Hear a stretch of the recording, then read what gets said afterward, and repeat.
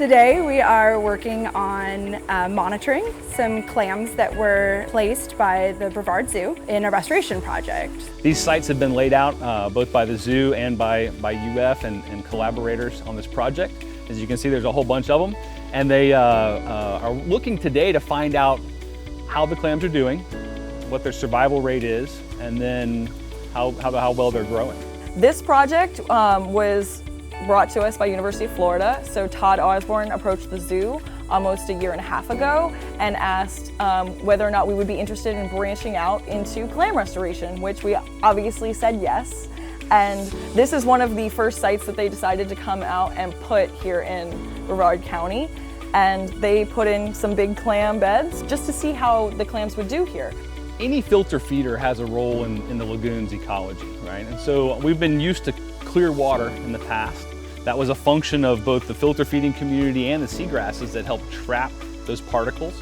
And so clams, just like oysters, are actively filtering water and they're removing particles. And so on one foot, the benefit of restoring clams, just like oysters, is improving water clarity. We put that under the umbrella of water quality, but turbidity is the problem, whether it comes from algae or from inorganic materials or organic particles, whatever the case may be. The amount of sunlight that gets to the bottom is the critical issue for seagrasses. Brevard County actually has the most riverfront out of all of the counties that border the lagoon.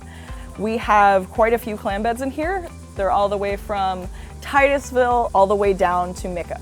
A lot of people don't know, but the Indian River Lagoon is not only the source of the clam industry in the state of Florida, the broodstock for the entire clam industry originated here.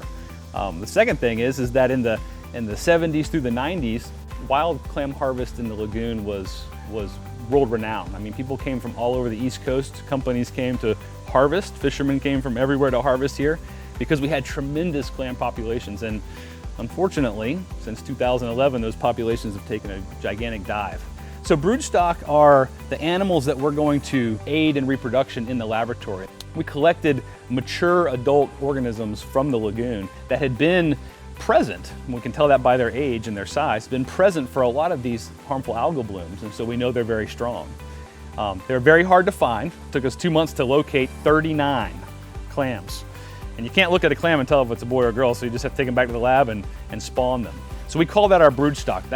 Those are the parents of all the clams that we're planting today. Those 39 clams began the program, and those 39 clams produced about 45 million larval clams in our first run at the lab. The Save Our Indian River Lagoon program is working with many different entities in the community, whether that's government agencies or nonprofits.